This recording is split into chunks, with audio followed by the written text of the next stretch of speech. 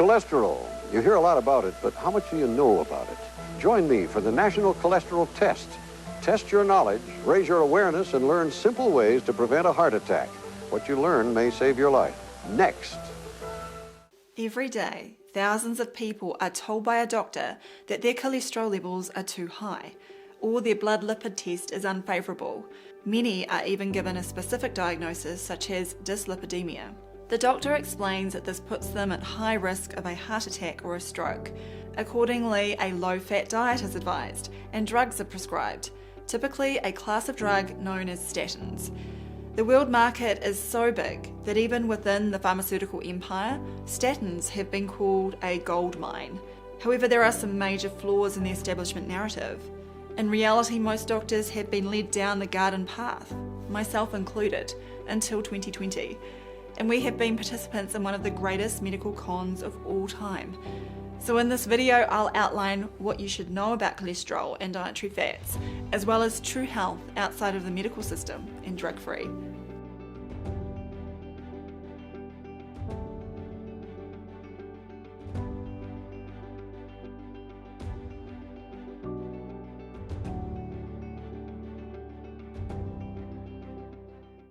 Charles, what would you recommend? Something delicious, light, and low in cholesterol. Do you realize the lower the cholesterol in your body, the lower your chance of heart disease? Delicious, Charles. Thanks for the tip. Well, if there's one thing I know, it's a good tip. The American Heart Association. We're fighting for your life. What exactly is cholesterol? The word comes from the Greek chole, meaning bile, and stereos, meaning solid. That followed on from its first discovery in gallstone specimens in the 18th century. We won't get into too much organic chemistry, but cholesterol is part of the steroid family tree, and more specifically belongs to the sterol subgroup. Some of you may remember your college chemistry where the C27 annotation refers to 27 carbon atoms. Steroids are found everywhere in nature, and in the modern era have captivated humans, as some of them have, well, special effects. Da gibt's denn das? Da ist jeglicher Kontakt zur Konkurrenz abgerissen. 50 Meter, vielleicht mögen es 60 Meter sein, die sie Vorsprung hat. Na, da bin ich mal gespannt, was das für eine Zeit werden wird. The sterol subgroup, including cholesterol, is not quite so exciting, but vitally important as they are the building blocks for much of our bodies. So given that cholesterol is essential to our very existence, how did it get such a bad reputation? There are no signs, no warnings. Anyone can have a cholesterol number that's high. In other words, if your cholesterol number is too high, you could have a heart attack or worse. Luckily, there's something you could do about it. For your own good, remember what Ben Franklin would have said. Knowledge is a key to good health. Have your cholesterol level checked and know what your number means to you. We know that Wikipedia has a significant bias towards establishment narratives, but when we consult the cholesterol entry, there is a significant admission. It states, elevated levels of cholesterol in the blood, especially when bound to low-density lipoprotein, LDL, often referred to as bad cholesterol, may increase the risk of cardiovascular disease.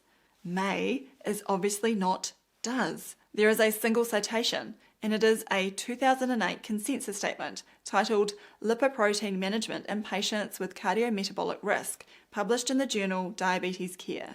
Well, 2008 is a long time after cholesterol-lowering drugs were heavily pushed onto the Western world. For context, we are informed on newsmedical.net that Merck began clinical trials of lovastatin in April of 1980.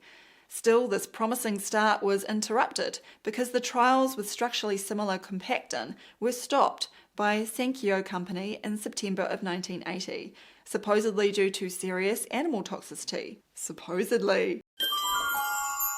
The News Medical article continues. Despite this finding, since the additional animal safety studies with lovastatin revealed no toxicity issues, in 1983 Merck decided to reinitiate the clinical development program, initially only in patients at very high risk of myocardial infarction. On September 1st, 1987, lovastatin became the first statin to be approved in the United States by the Food and Drug Administration. This agent is responsible for revolutionizing the treatment of hypercholesterolemia, initially achieving peak annual sales of more than $1 billion.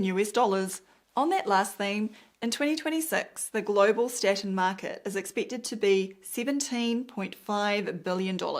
So these are key products for the pharmaceutical industry. And before we move on from this Business Insights page, there are some other noteworthy points in the report. The statin market is projected to touch US $28.6 billion by 2035 at a compound annual growth rate of 5.63%. Seemingly the population becoming more chronically unwell in recent years has led to a, quote, positive market outlook for Big Pharma. Apparently COVID-19 was good for business, and they note, demand for statins has increased during COVID-19, which has boosted the market growth. The quote, major market restraint is that 47% of patients report adverse effects, including muscle pain and liver enzyme elevation, reducing compliance and prescription rates. We will return to that last point soon. But now we come back to the 2008 consensus statement to see that there are some major conflicts of interest with regard to our, quote, expert authors. Indeed, 5 out of the 7 contributors had received payments from pharmaceutical and biotech companies that had or still have huge interests in the cholesterol market. While this does not automatically relegate the publication into the pseudoscience basket, it is of course very concerning. The article itself relies on numerous assumptions about dyslipidemia, or quote, abnormal levels of lipoproteins in the blood. The first part of the write-up is minimally referenced, and the deceptive nature of the published data will be discussed soon.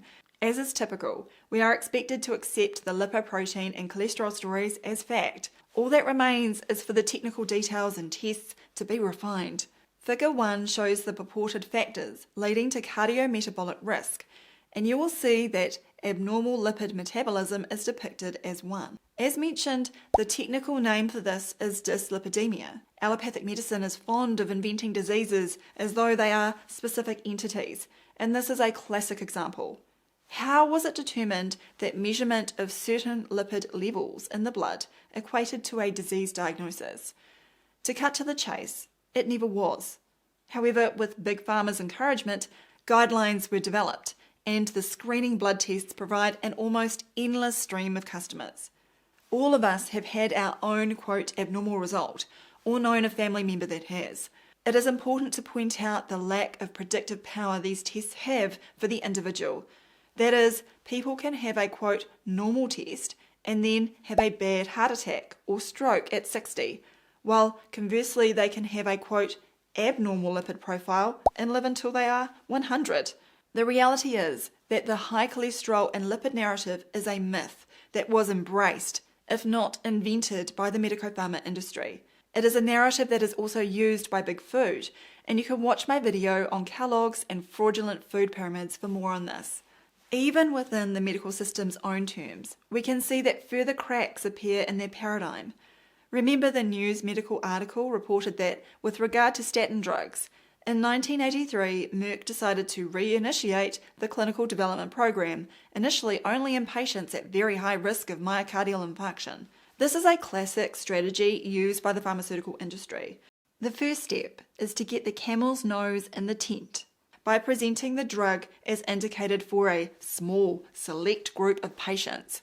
Once the first hurdle is cleared and approval is granted, the target audience is miraculously expanded until a huge proportion of the population is supposed to benefit from long-term medication. Over time, the levels required to be labelled with the purported disease have also been lowered in many guidelines.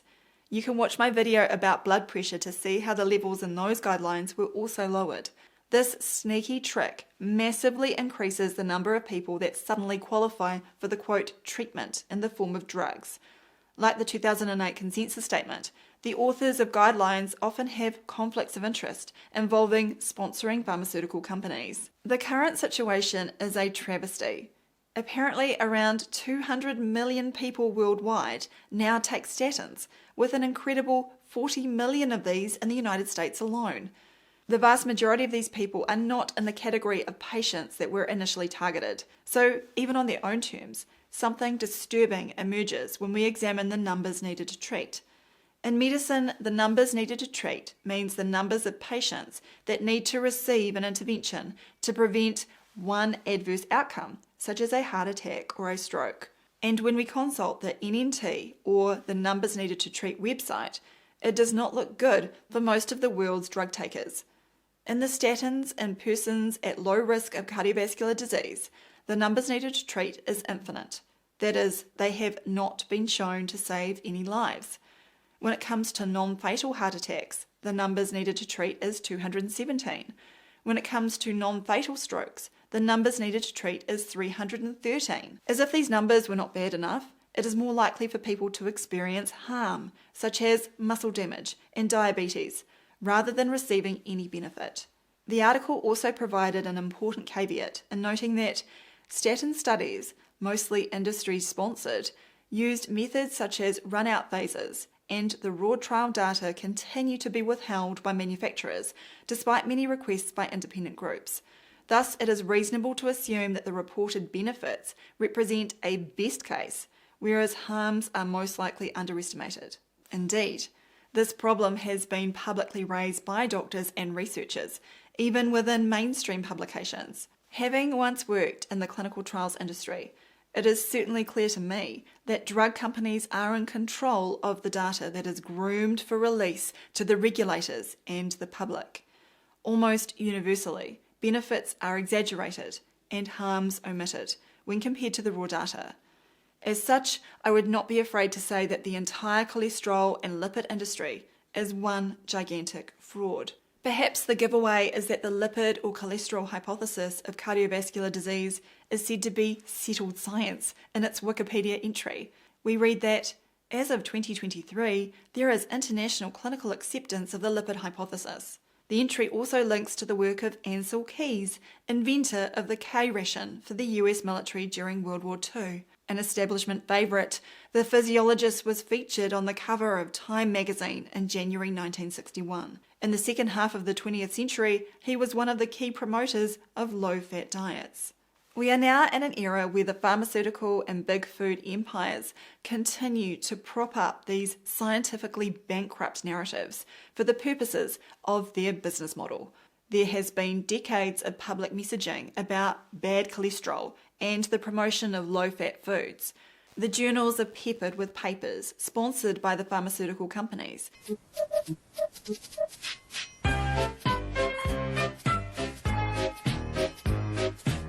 And the influential guidelines have become marketing funnels for them.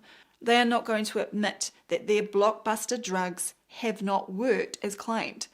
They are not going to advertise that statins don't just interfere with cholesterol, they interfere with multiple metabolites to result in multiple adverse effects.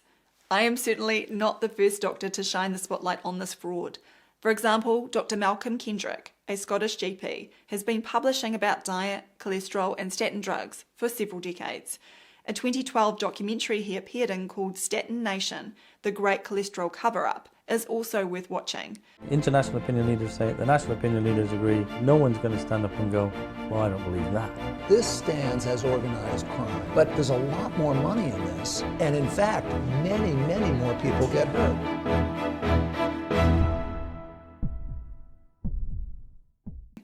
The adverse effects that statins can cause with cognitive function also features in the documentary. On a sardonic note, it made me think of another TV ad that played during the 1980s. Okay, last time. This is drugs. This is your brain on drugs. Any questions? Maybe it should be... Okay, last time. This is drugs. This is your brain on drugs. Any questions? For us personally, it comes down to the pinnacle consideration of how true health is actually brought about. All of our research and life experience has shown that it is not through batteries of medical tests, purported diagnoses, so-called expert guidelines and then medico-pharmaceutical interventions. Instead, it comes from the principles of right thinking and right living. Part of right thinking is knowing that you do not need to outsource your health to the industry. Your body is the best instrument for balancing things such as cholesterol. Part of right living is bringing about the conditions for your body to be healthy. For our family, this involves sourcing the best quality food we can. We don't even consider the cholesterol content of our food, and what we eat would be considered, quote, high in fat, because it is in the same tradition as the Western A Price Foundation. Naturally, others will have differing diets, and they will do best by sourcing the highest quality organic foods they can. For more on right thinking and right living, you can access all of the free resources at drsambailey.com. There is also the option of a paid subscription for just $5 per month, which gives you full access to our fortnightly Q&A sessions, where I am joined by my husband, Dr. Mark Bailey. We have covered hundreds of topics and continue to add to the knowledge base following requests from our viewers. If you enjoyed this video, please visit supportdrsam.com.